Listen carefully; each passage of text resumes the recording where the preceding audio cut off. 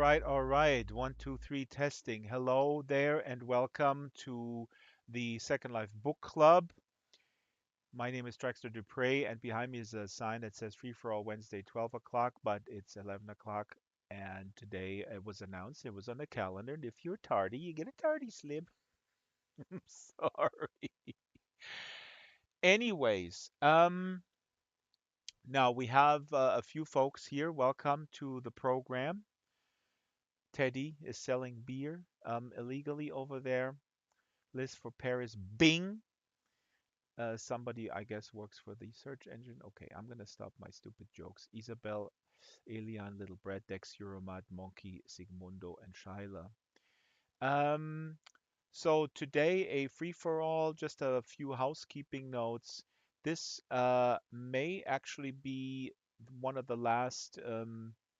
We'll have one of the last authors before we go on the summer break next week. I'll talk about it at the end of the show. But it just occurred to me that, as I have announced previously, I'm wrapping up the book club. And I know this makes people very sad, but it's just not feasible, the workload. But I have a concrete plan now, which is the following. So, the summer break, I'm going to really think about stuff and line stuff up and plot things out.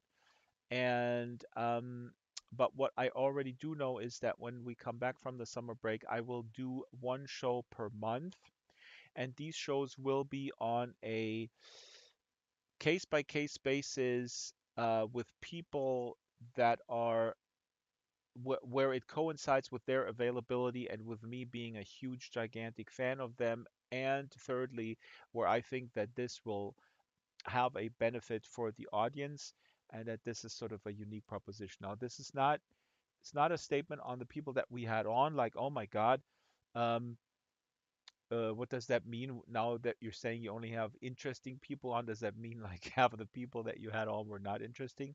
No, that's not what I meant. But I have to admit that I was definitely, obsessed with with weekly. That's from me coming from terrestrial radio and regular sort of weekly shows, which was hammered into my brain by my boss at the radio station. If you want to establish a format, you have to do it weekly. But I'm stretching myself thin, and it's absolutely untenable with the other projects, with the videos, and with another. With a short film and with another feature documentary coming and all this kind of stuff. So we'll have at least one show per month. Well, let's just say maybe there's a month where there is nothing, um, but let's just say I'll shoot for once a month. Very interesting, high profile authors, maybe a low profile author, somebody who comes forward, a newcomer, who is uh, approaching me with something that is spectacular. Um, and if the month is full, then I'm not going to take on someone else. So that's a manageable thing. Now, today, I have prepared a few readings because I made a New Year's resolution that I already violated, and the New Year's resolution was to read only one book at a time. One book, sorry, two books actually, fiction and nonfiction, and my Perry Roden, which is the weekly novellas, okay, the serial. So basically three. I completely violated that because a lot of stuff came on and it was so interesting. So now I'm looking at my Goodreads and I'm reading kind of, I don't know, like 12 books in parallel. And I actually want to ask people in the audience, and you can do this please in text and I'll read it. Is this something that you do? How do you feel about reading stuff in parallel? Because it doesn't really, I realize it doesn't work for me. I have a lot of interests, and then I get really enticed, like, oh, I could pick this up, and then I can kind of read this on Wednesday morning, this other one on Thursday. I'm now reading Karl Marx Capital from the beginning to end. I'm on page 278. I'm doing this in parallel with David Harvey, who is a professor at the New School in New York and who has a companion book where he explains and helps people who are overwhelmed by the original text. The original text is dense, but it's really not that complicated. But the David Harvey book is great. So I put that into my calendar and say, okay, I'm always reading Marx on Thursday morning and on Friday morning to get through the book. Book is 700 something pages, um, the German text, by the end of the year. And so that's feasible. But like I said, then I got into like all these other things, and now I have 12 books in my Goodreads currently reading. Let's see what people are saying. Welcome, Kitten Duo is on the YouTube. Welcome, Kitten. Very good to have you with us. Isabel is saying, I can't do that. I tend to be only one at a time. Yeah, exactly. Little Brett says, always read two books at a time because if not, I get bored of the characters in the book, no matter how interesting they are.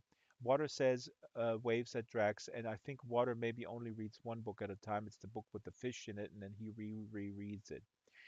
Yeah, yeah. I'm with Isabel about that. I can't do it, and interesting, Little Brett, what you're saying. I mean, I really don't get bored easily. I know this is a big problem. Um, but I feel now that I'm reading so much parallel, I'm living in too many worlds. I feel I'm losing the depth of the world.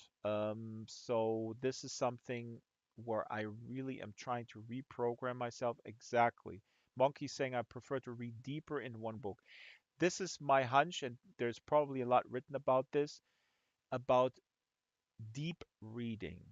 I think Philip Friedenberg from America that called it the Cactus Books, he said something like that on when he came on, but I heard it maybe in a different interview. I'm really trying to read much deeper than I have before. There's a lot of books about reading actually, right? And there's a bunch of good booktube YouTube channels with that. Um, Little Brett says if I read a World War II book, on the other hand, then I'll read only that one. What is it about World War II books? Oh boy, Little Brett is addicted to the History Channel in book form. Um, so yeah, this is just not for me, and this actually goes into something that I'm going to read from this book here, The Hacking of the American Mind, because spoiler alert,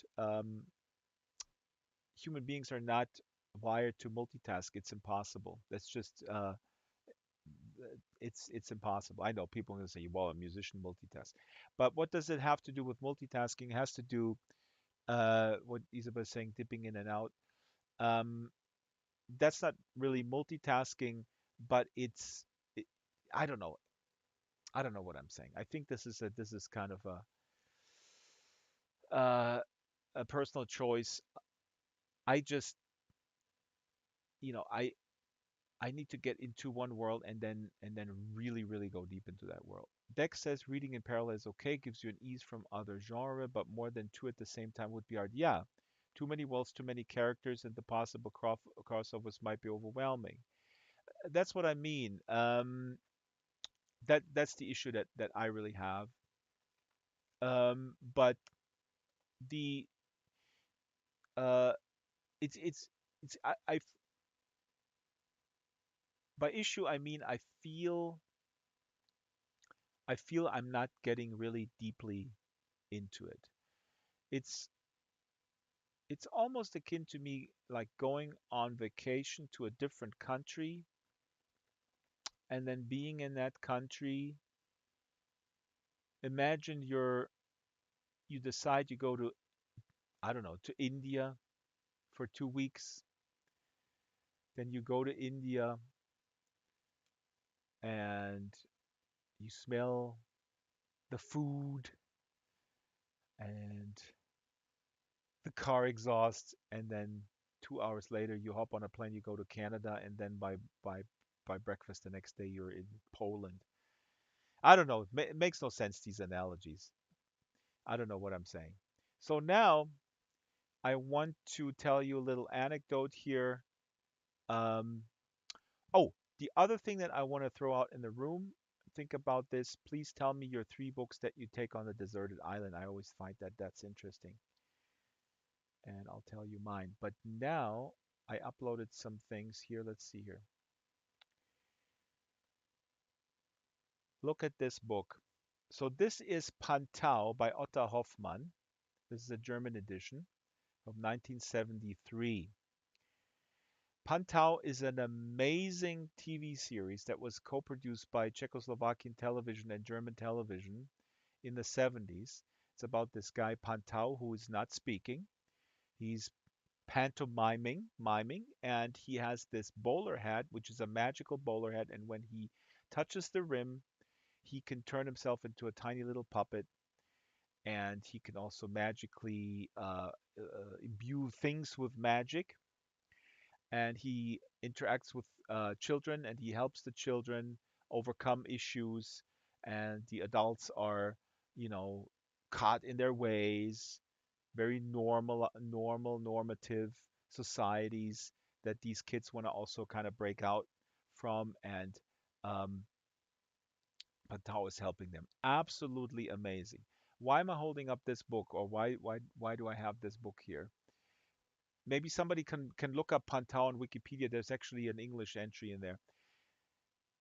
This book was given to me uh, as a 12-year-old, maybe, or a 10-year-old. No, wait a minute, 73. I was 3. So it might have been earlier, maybe like 8 or 9 or whatever. When I moved to America, I took all my books with me. Then I moved in LA to another place, a smaller place, and I had these books and I couldn't immediately put them somewhere. So I put them in my girlfriend's, her mother's garage. And that was 25 years ago.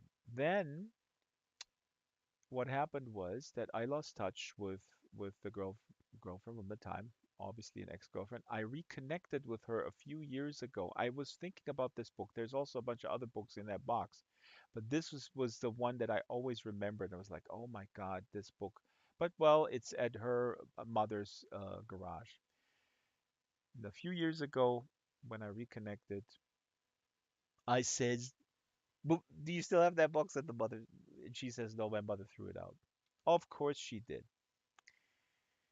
So now, why do I have this book? Why do I have this book now? Here, by the way, is one of the photos from the TV show. This is a grooming salon for dogs. I don't know. I forgot the context of this. But look at this. This is awesome. The TV show was shot between 1970, I think, and 1979, and then there was a movie, feature film was made in the 80s. But look at this. And here, it's just awesome. And here is another photo. This is the boy. I forgot what his name was. Emil, it says here. And here he has the puppet, and that is also basically Pantau right here, right? And and so he hides him, and the mother says, "What kind of puppet you have?" And they don't know that he's actually real, that he's a living being. Um, and then here, this actor is just also a fantastic actor, Otto Simanek. Here he is. It's just such a magical show. They did some real amazing shows. The collaboration between Czechoslovakian and German public television. There's another one called the Visitors, Die Besucher. Anyway, so I just wanted to show you that. And now, speaking of all these different books that I'm reading, this book I'm reading, The Hacking of the American Mind. Let's drag it over here. The Hacking of the American Mind is a book by Dr. Robert Lustig, who is a pediatric endocrinologist in San Francisco. I think he's retired now. This book came out in 2017. He wrote a book about sugar, about metabolic syndrome, and how sugar is really the worst poison that we have, worse than everything else. arguably worse than some illegal drugs by the mere fact that it is legal and that is completely accepted in most cultural contexts to eat and binge on sugar, not on fish water. Fish is actually very healthy. Dr. Lustig speaks a lot about fish and omega-3 oils and stuff, so you'll be very happy about that.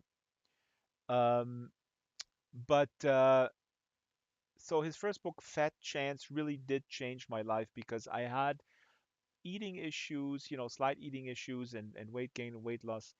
And Fat Chance is about sugar, and it really goes into the biochemical realities of how sugar is metabolized and why there's so much sugar in food and the danger of processed foods. That book came out, I think, 2000, I want to say 2009 maybe, Fat Chance. But this one here, then his follow-up is 2017, and he has a new one called Metabolical, where he connects the dots even more with processed foods. And yeah, spoiler alert, you can do a lot for your health with proper nutrition, but there is vested interest in kind of, uh, it's not a conspiracy. There's a lot of people making money feeding you garbage.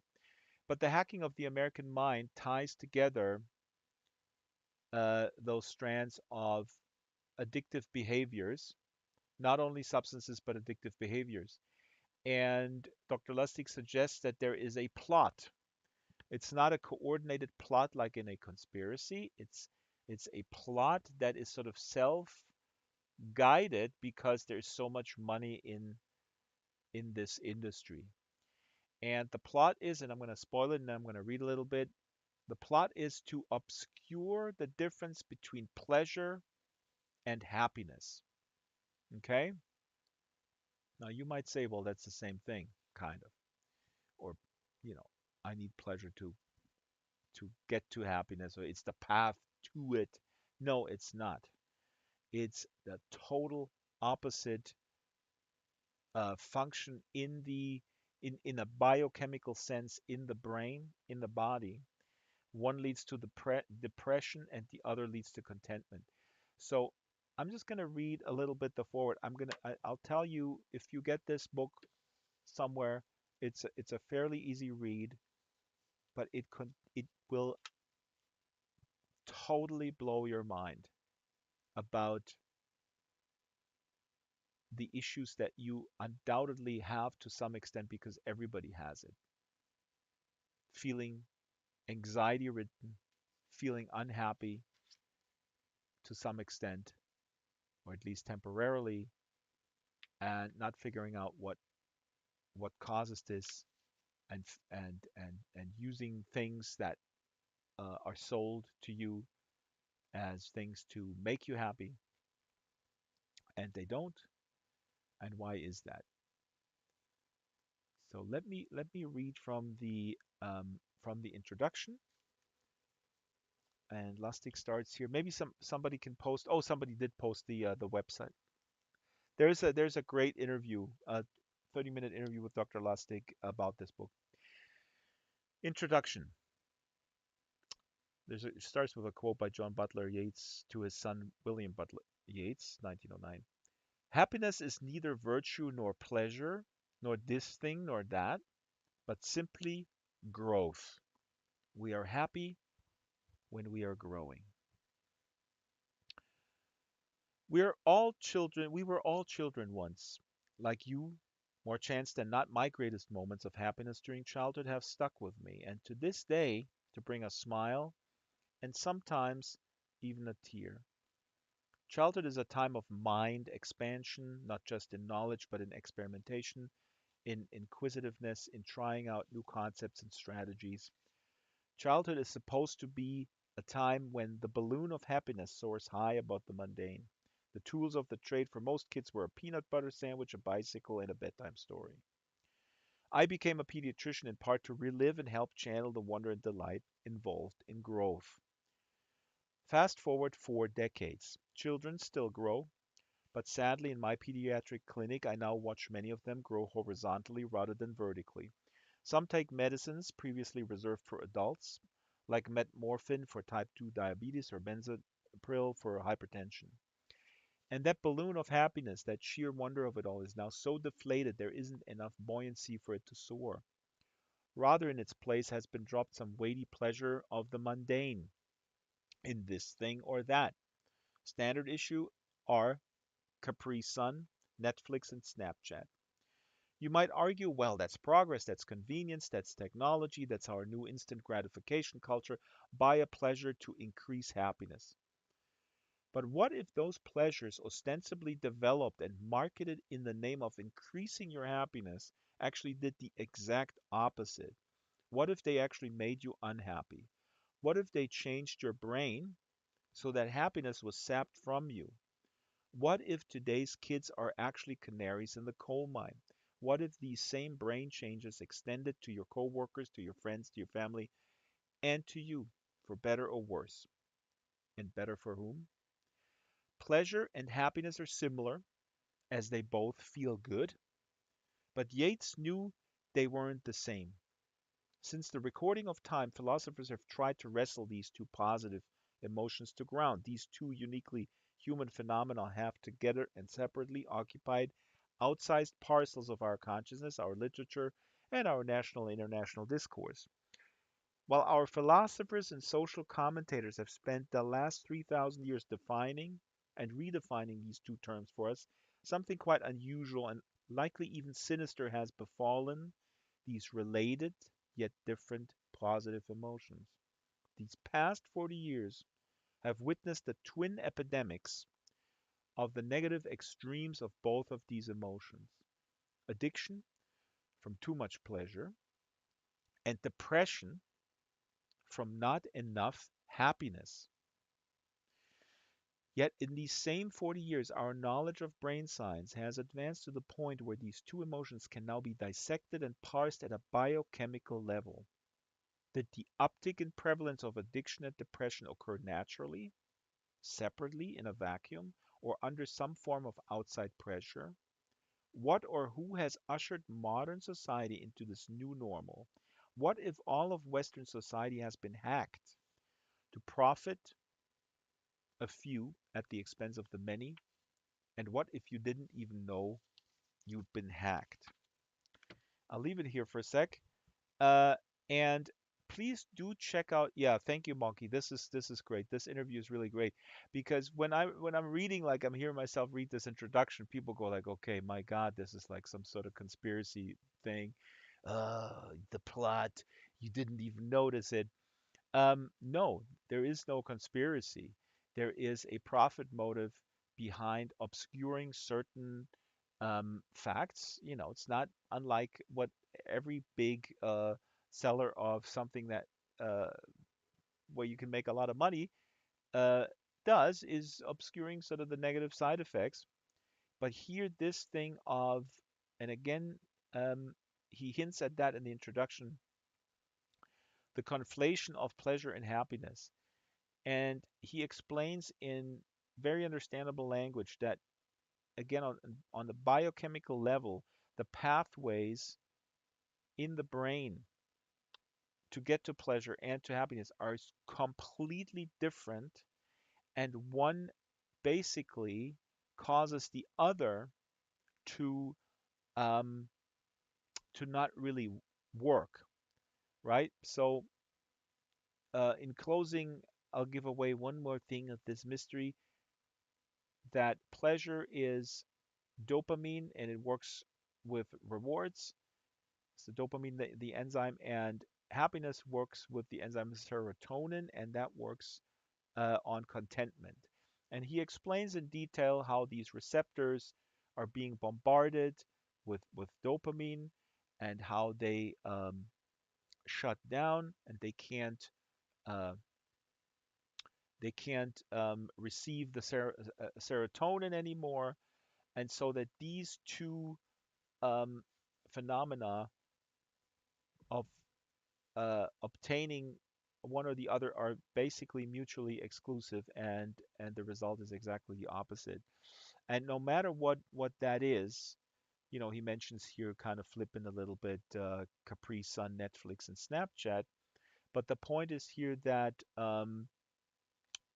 what he hints at and what he goes into enormous detail is that certain behaviors um, can really mess up your dopamine balance and your receptors. Maybe even Second Life can do that. The interesting thing is that you know there's certain common sense in here where you say, well, everything in moderation. That is true, but uh, the thing is that the willpower and the personal responsibility is certainly a factor, but it's you are outgunned even if you have the willpower of a Zen master. Is I think Dr. Lustig's point here. And in his latest book, he really condemns the industry much more than in this one. But anyway, I'll leave it there. So this is one of the books that I read in parallel with all the others. Now, let's go to the next one. Oh, and believe me, this is not some self-help thing. This is really really dense yet accessible crash course in biochemistry as it relates to our everyday behavior. Maybe even little Brett with her addiction to World War II movies that give her such pleasure. I don't know, I'm making stuff up. So now here's the surprise hit. The surprise hit that I picked up. I don't know why this book had eluded me for such a long time.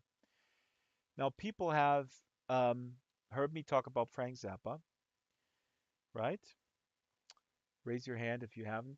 No, but Frank Zappa is not only, in my opinion, and thankfully, we live to see the day where he's really regarded as highly as he should have been during his lifetime. He was successful in his lifetime, but Frank Zappa was one of the most important American composers of the 20th century, absolutely no doubt.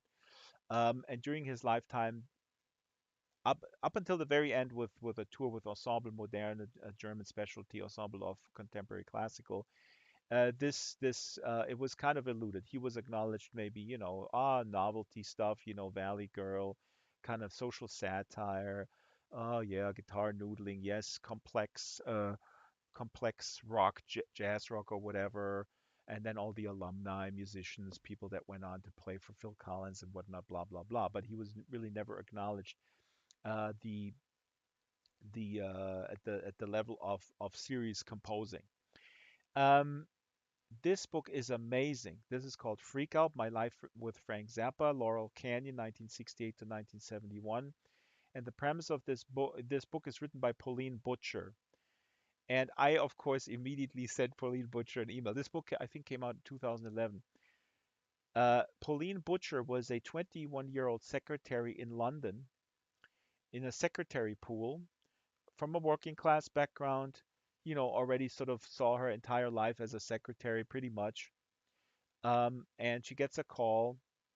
They get sent out to all sorts of people. She gets a call and says, we gotta go to Hotel XYZ because there's a guy, Frank Zappa, and he needs a secretary. And she goes, Frank Zappa, who's that? And then she goes there and she has to transcribe lyrics from a tape because they give away the like a lyric booklet to the fans. And they start talking, and Zappa invites her to come to America to be his personal secretary. And this is so amazing. I mean, there is no shortage of books. There's no shortage of like celebrity musician actors, you know, biographies, autobiographies, and or people who were sort of in the orbit of these famous people writing like, oh, when I was hanging out with Mick Jagger, trying to make a buck of the association that they had with a rock star or whatever. I haven't read any of those, but I can tell you that this book is not one of those. This is exceptionally well written. This is exceptionally well written, but not only that, the perspective of this young 21-year-old working class British person getting thrust into the madness of uh, Hollywood, Laurel Canyon specifically, of that time, pre Charles Manson murders. Actually, she writes about that too, where Zappa, the genius, you know, famously not taking any drugs, lives in this sort of compound with like something like 20 people or something that come and go. Uh, some of them completely stoned all the time. You know, the freak scene of LA of the time in the 60s, and she experiences this from her perspective as kind of she self describes as kind of a square person, looking from the outside in, but being completely accepted by Zappa, who finds a liking to her. You know, also there's some flirting going on, and he definitely was, in today's terms, you would call it maybe a sex addict. There was a lot of friction with his wife that she also describes, um, but she never kind of gives in. So, but there's always kind of a teasing going on. But more importantly, she is in a way an alien that describes this era and also the genius. Um, and what I find really interesting, as a huge Zappa fan, I'm not oblivious to his contradictions. Um, Zappa was, from my standpoint, a fantastic observer of social issues, and I agree with about 85% of his prescriptions, how to solve them, how to approach them. But there was definitely a libertarian bent to him that I thought at best naive and at worst self-serving, like a lot of libertarians, right? Like, oh yeah, we don't need laws because I don't need them because I'm making a lot of money with this stuff and I don't want regulation. Um, that's simplifying it a little bit. But what is so interesting is that Pauline Butcher, his secretary, the writer of this book, challenges him on some of this stuff. She observes when he gets really into, writing music, that there is a phase when other musicians, Mick Jagger, aforementioned, and others visit the Zappa compound, the log cabin it was called in Laurel Canyon. David Bowie comes in, and some of these other musicians, um, from the way Pauline Butcher tells the story, are much more politically aware of what's going on, and she realizes that Zappa really doesn't either care or doesn't really have an opinion or not an informed opinion. Uh, and she challenges him to his face. This is all corroborated. Um, uh, by the Zappa Trust, as far as I know. So there's nobody from the Zappa Trust has they all have endorsed this book, in my as far as I know. It's based on her letters home to her mother. The mother kept those letters for 40 years. But what's so interesting is that she challenges him, like, what's your opinion on this? And you don't even read, you don't watch the news. How can you be so sort of like set in your ways? And that to me is fascinating. As a huge fan, how set in his ways he was, at least at that time. I think that changed fundamentally as he grew up and he absorbed new information. I mean, this was sort of in the beginning of his career, but it's a fascinating, awesome book, for, even for people who don't know who Zappa is, who don't care for his music. The texture of that time in Hollywood, with this incredible explosion of art and music and the political upheaval. There is a scene, and again, what's really interesting, that the big sort of end of all the parties are the Charles Manson murders in 1969. I don't know if you're familiar with what happened there, but the Charles Manson cult sect, they brutally murdered the pregnant Sharon Tate. They just came into their mansion. I think they murdered pretty much everybody who was there. I forgot how many were there, but up until that time, I think it was in August '69. Somebody please post a Wikipedia link. Uh, at that time in Hollywood, the doors were open, and she describes that too. It's just amazing, like, oh, we don't even know how many people live in this house, right? Like it's a 12 room kind of really kind of old, built in the 30s log cabin. Literally, there's pictures in the book. And there's one scene where they're standing there, and the door is open, and a guy comes in with a plastic bag with blood in it and a gun, and he comes in and says, Frank, I need to talk to you. And he points the gun at Frank Zappa's head. And Zappa stays incredibly calm and says, oh, you shouldn't run around with this gun here. Let's go out back. I have a pond in the back, and we can get rid of it because, if somebody sees you with this gun, that's not good.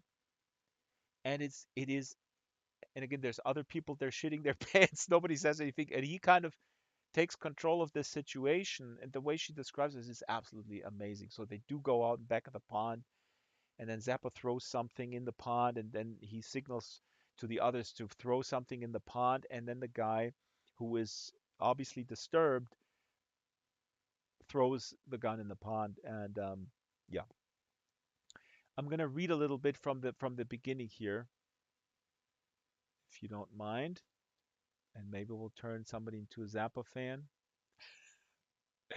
Water, how about you? There's a lot of fish in Zappa's music. There's an album called "Ship Arriving Too Late to Save a Drowning Witch." In the bottom of it, how does the lyric go? Uh, um, Spewing wested waterways, hey hey. Okay, now this is from Freak Out: My Life with Frank Zappa, Chapter One, Part One, Chapter One. Absolutely free. The day I met Frank Zappa was the day that changed my life. Had I realized how momentous it would be, I might have clipped on my dangly earrings with more care, raced into London with greater speed, and answered the phone at the office more eagerly. But on that dull, drizzly August afternoon in 1967, I had no idea. I earned 10 shillings an hour at the printers in Dover Street, not a firm with huge machinery and hordes of men, but a large office space with golf ball typewriters and 20 girls seated in squares of four. We typed menus, programs, adverts, film scripts, and sometimes novels by hopeful writers. At the end of the room, behind a glass partition, two boys worked enormous photocopiers. But we girls were not mere typists, not at all. We ran around town with portable typewriters and notebooks to hotels or private homes. Our clients could be very important people indeed.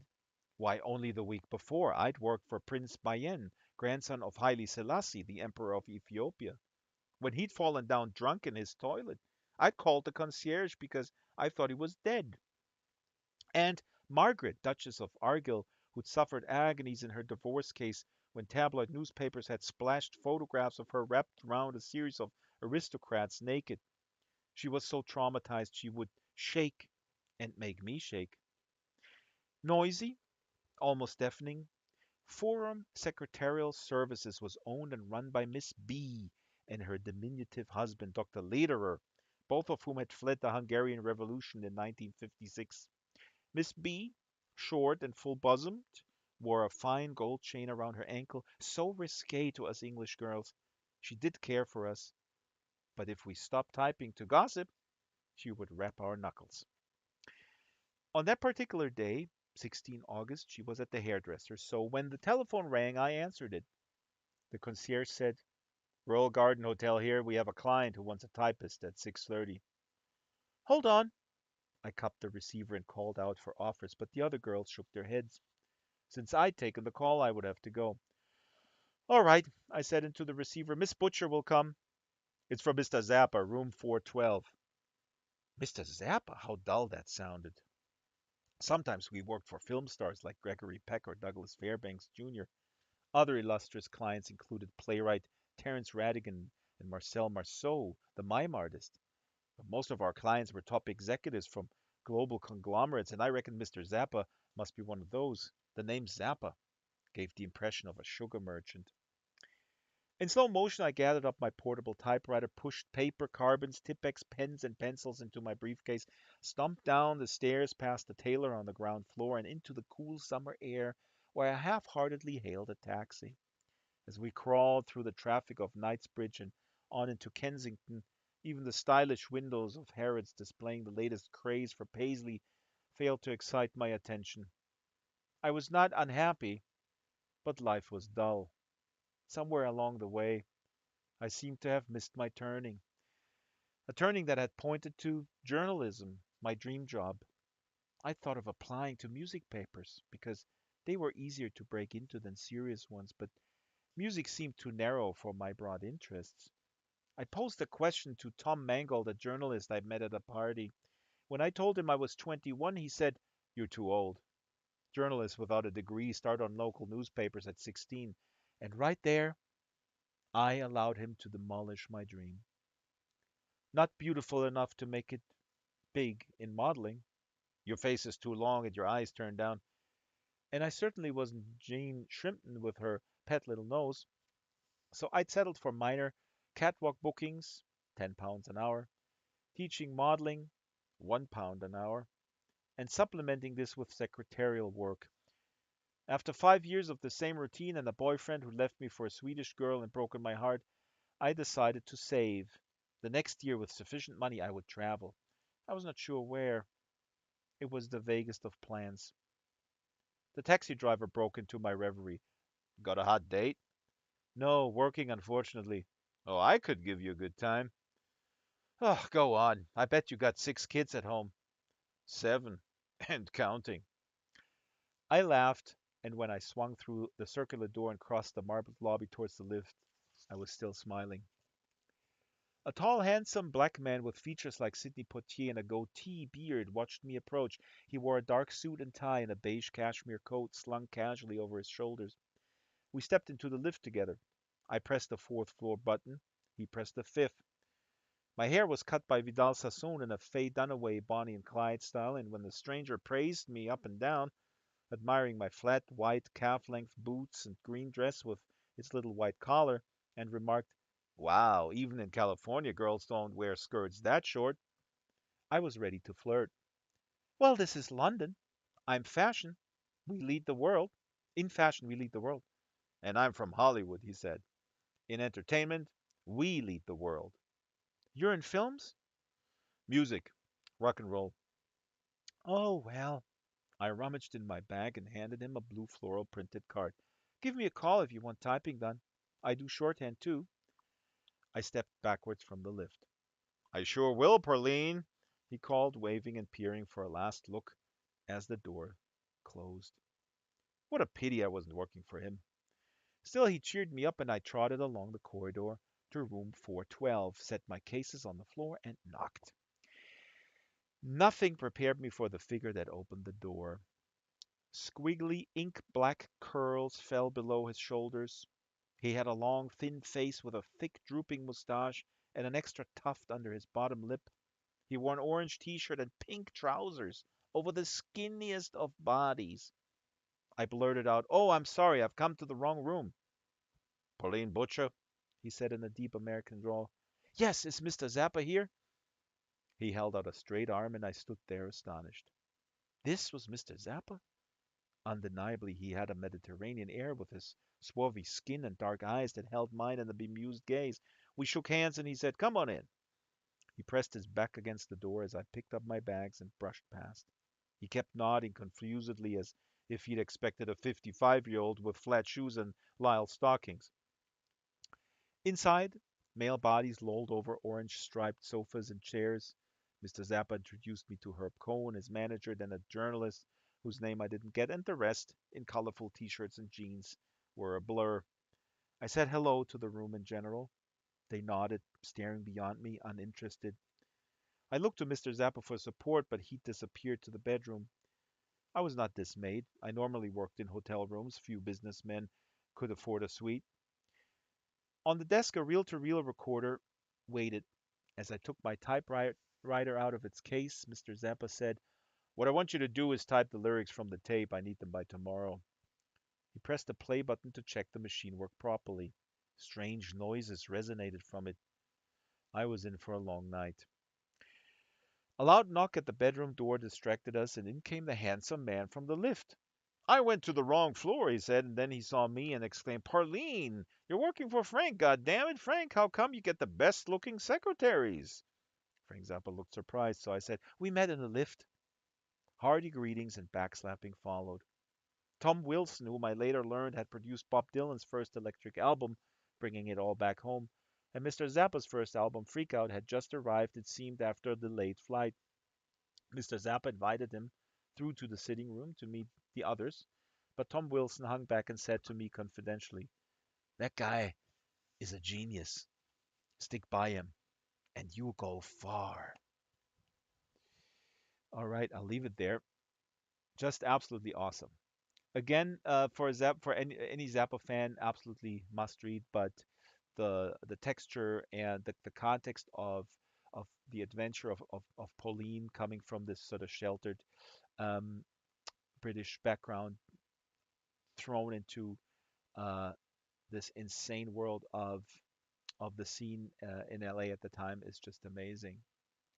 I'm gonna delete this book, the virtual version, and Shyla has a poem for us. If Shyla, you want to read your poem, you're more than welcome. And then I'll read a little bit in closing, if we get to it, um, from a book called Resisting AI, which is also something I'm reading in parallel. Oops. Okay, Shyla, let me make sure that the voice is on. It is on. What are we hearing today, Shyla? This is a poem that's called Hope Number Four Out of Order. Oh, It's in a style called Kerouac. oh, like Jack Kerouac? It is like Jack Kerouac. It has no real punctuation outside of dashes. Hmm. So here we go. Hope number four out of order.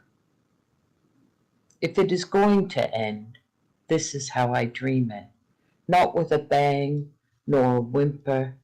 It ends in long drawn out fears of neighbors, infiltrators, hate mongers. They win. This is how I dream it. A dog lacks the timidness of a cockroach running from the light. The roach is the devil. A small, scary, unacceptable presence. It permanently lurks. Poison fills the air to destroy it. It survives forever. Breaches walls of fortresses, diner of a campground, school cafeterias. Evil is everywhere hope denies. I watch, think this is how it ends. A build up to a finale no one sees coming. Hope denies it. I am hopeless. That's hope number four out of order. Wow. I think, Shyla, did you read this to me when we met at a meeting, a production meeting? I think I don't think so. I don't know if I've read this to you before or not. this is Maybe. so is this well it's called hope, but it's it's not very hopeful for the future. No, no, it's not. But it's about how hope can kind of make us blind to what needs to be done to ensure a Yep. future. Yeah. And I think that that is has something to do with our coping mechanisms that are this actually ties in interestingly with the hacking book. The reason why the coping mechanism or the coping ability, I should say, um, are diminished has to do with nutrition to some extent. But um, so you're saying, I want to ask you, Shyla, Is hope always bad? No, I think hope is conflicting. I think used in the right way, it's super important. But I think a lot of times it's used to avoid action.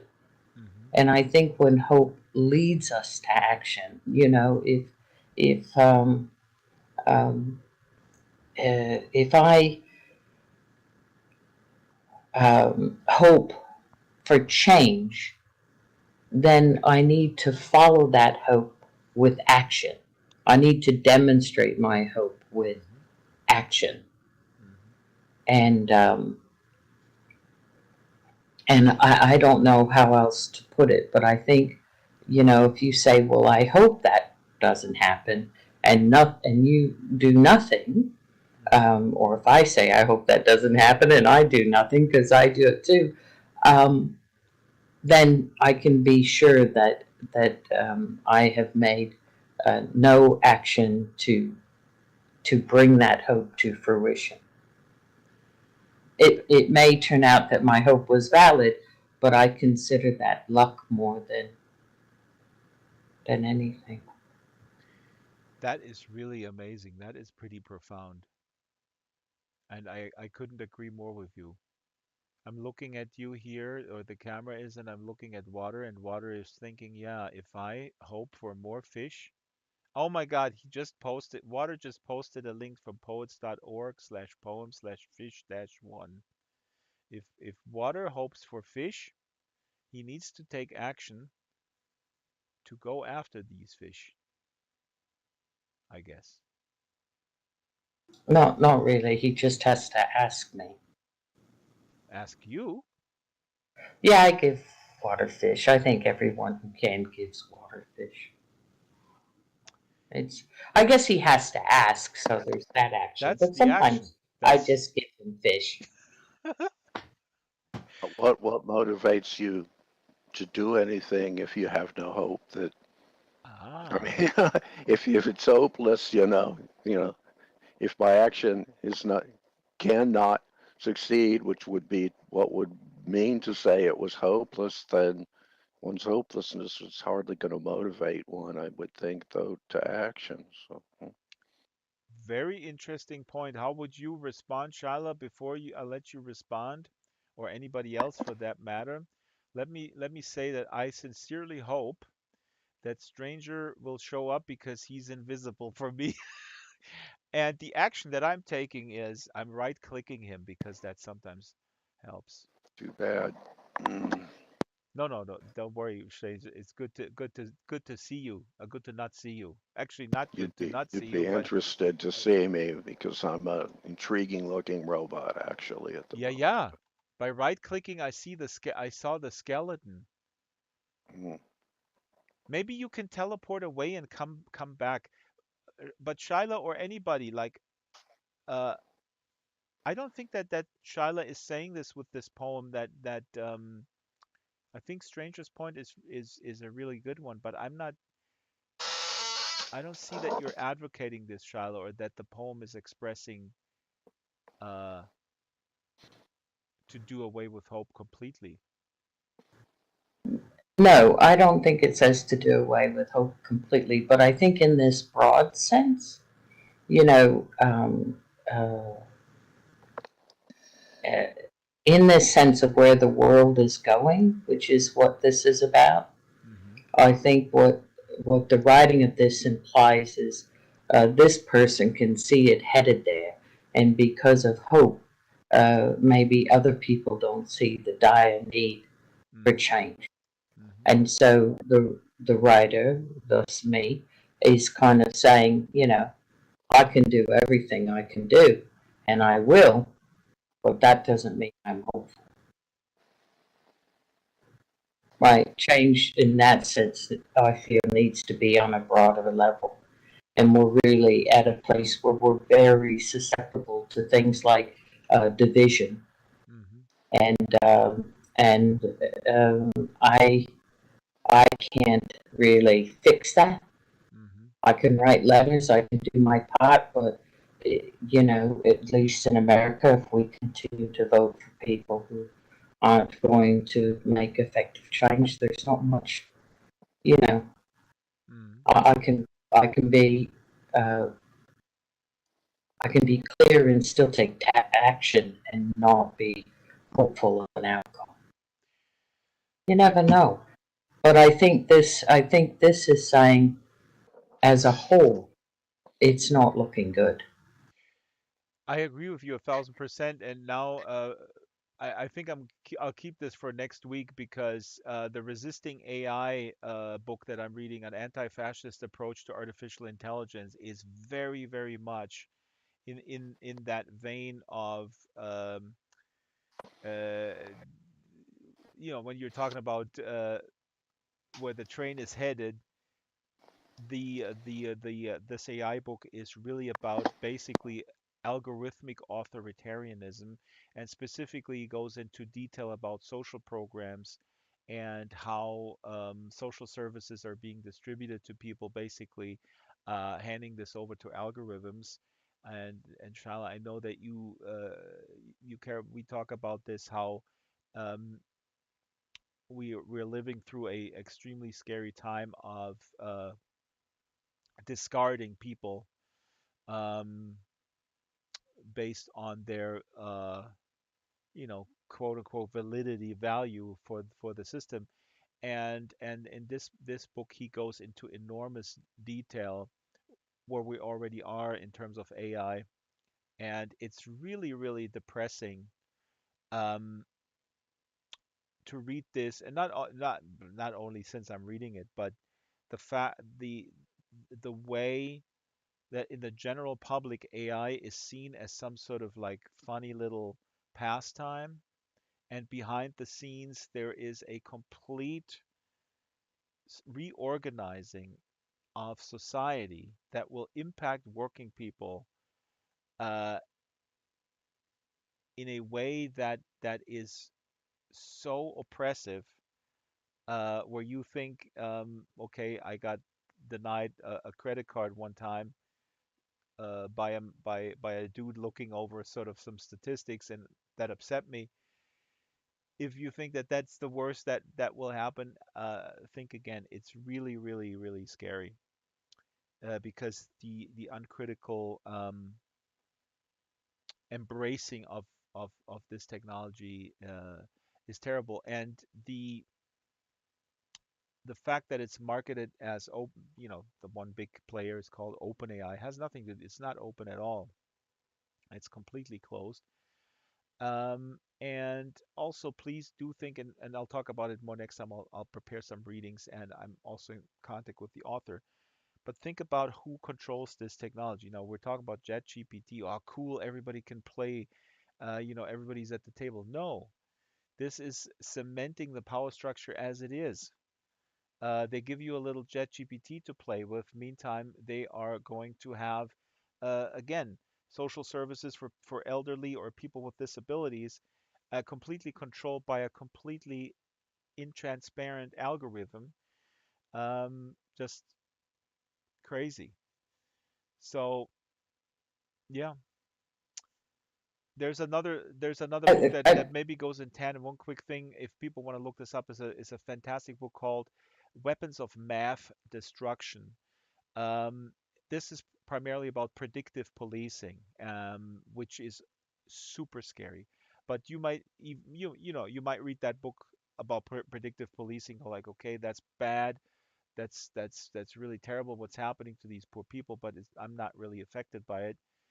Um, where the train is headed now, you will be affected by this negatively if you're not among the 0.1% of the elite. Anyway, go ahead, Shyla. and I was going to say too that I got booted once from a tech service I use as a person with a disability, and I didn't know why. So I went to support and I said, "Why?" And they said, "Well, you broke toss."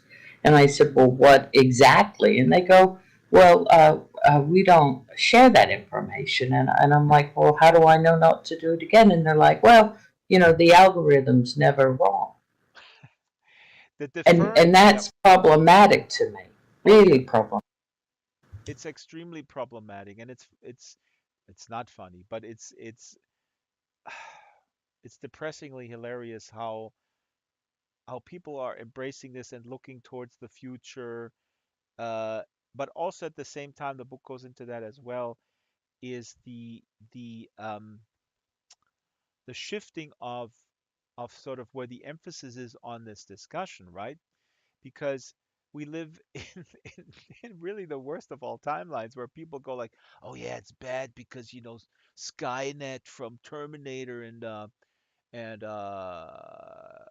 2001: Space Odyssey, Hell, and stuff like that. That's not the issue, my friends. That stuff is way in the future. It's really not the issue. It's nowhere near, even War Games, one of my favorite movies from the 80s.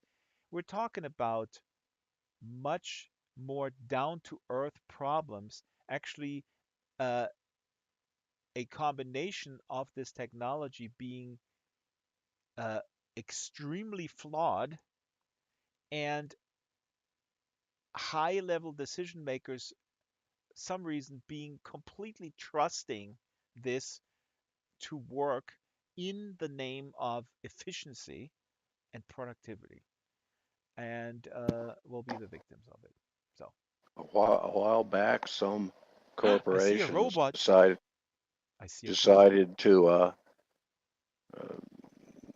try to solve the problem of race prejudice in hiring practices by turning the hiring decisions over to algorithms. They had Hmm. their engineers come up with algorithms that would analyze job applicants and make their decisions, and this way they would get rid of racism.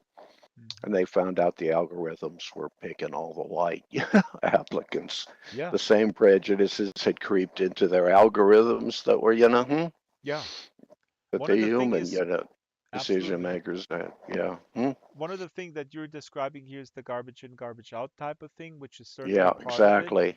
But it's And also, where is Chat GBT and all these things getting their information? The yep, internet. Talk about absolutely. garbage in, garbage out. Yeah. Absolutely. There's Yeah. there's a lot of with ChatGPT, a lot of interesting experiments where and that the way I understand it is that it also the algorithm wants to kind of optimize it is basically here to serve you. That means uh it if you ask ChatGPT something, it wants you to be a happy customer, and that leads in some cases to just making up shit. But that's that little, that's a little toy to keep you distracted. When you put this into action, when you put a binary decision that uh, affects, let's say, a disabled person's life about specific services that they need in a very sort of individualized circumstance and situation, right? I mean, this is not an ideal situation as we have it now, with the lack of people who are actually assigned to uh, administering these services. There's cutbacks, cutbacks, cutbacks, cutbacks, and now there's not only going to be further cutbacks. They're like, oh, we have the machine doing it, but the machine is a binary machine based on the input that was given to the machine by someone. But I think the binary decision making based on the training material is really the biggest issue. But there's some great examples in the book. Maybe I'll read something or we'll get the author on, I hope. I gotta go because I'm panicking about my Second Life 20th birthday short film, which is insane. I'm trying to squeeze 3 years of work into 3 months. I don't know why I pitched that project. Maybe subconsciously I thought it would not be accepted, but of course it's accepted. Thank you everyone for coming. Thank you Shiloh for reading. Thank you Tsai, Stranger, awesome robot, the Resistor, Sigmundo Monkey, Dex Euromat, Little Brad, Isabel, Elian, Liz Paris for Bing, Water, Teddy over here, and I thought I saw Jamonkey, but maybe he left. Maybe he's an AI executive who got pissed off at me. Um, Next week, we have a guest here. Here we go. Let me delete this first. I like to delete things. Susanna Kleeman. Jamonkey, wait. Jamonkey shouts. Wait a minute. Where is Jamonkey? Hold on. Yes, we were an hour earlier. Always refer to you the group message and the calendar. It's all in the calendar. Calendar is your friend. Jamonkey's outside. Jamonkey, what are you doing? Are you policing with your fantasy fair sheriff thing? He's praying. He's praying to the. Okay. Now, always, always group message and calendar, please. So, I might change the other ones to 11 too because I'm starting to tape interviews for the movie at 6 a.m. and then I'll do this till 9 p.m. So it's pretty brutal. Anyway, next week, Susanna Kleeman. Susanna Kleeman, and you know that her book Twice is was one of my favorite books in 2021. We have one particular book club member who hates me for saying that. She hates this book. I think it's marvelous. Susanna Kleeman is insanely awesome. She has a new show called Fatal Dates on YouTube. I was on that show. I got into a big fight with her about virtual worlds. She says it's all just playing Halloween, and I said no, you're wrong. And we're going back and forth. Really watch that. But also, she is writing a book right now. Dating tips. Let's see, what is the title? Dating tips from Jean Baudrillard. Fatal dating tips: a practical guide to finding real sex and love in an unreal world. Oh my God. Okay, we're gonna have some fights over that, over the word real sex. No, this is not. This is coming out. I forgot when it's coming out. She's finishing it, but it's not out yet. She sent me a mock-up cover, which is very funny. There's a VR headset on it, but no Second Life avatars. So yeah, Susanna Klima, very talented. Twice, a fictional novel, sci-fi, really cool, and now nonfiction about dating, fatal dating tips. I think it used to be called Dating Tips from Baudrillard, but now she's going into the real, the real thing, which is of course what is real. Well, Jean Baudrillard is a philosopher that I have four books in the shelf, but I haven't read them, so I'm gonna read one in preparation. And there is a big dispute about what is real, and it's not only what is real today, Mr. Euromat. That discussion of what is real has been ongoing for thousands of years. So I'm looking forward with Susanna. It's fun to spar and disagree sometimes when she dismisses Second Life. She doesn't dismiss it. That's unfair. She's actually very nuanced in her assessment. Okay, everybody. Goodbye. I'm gonna play us out with another tune. Let's see what tune do we have here. Wish everybody a good Second Life. Goodbye, everybody. Good night. Good day. And bye.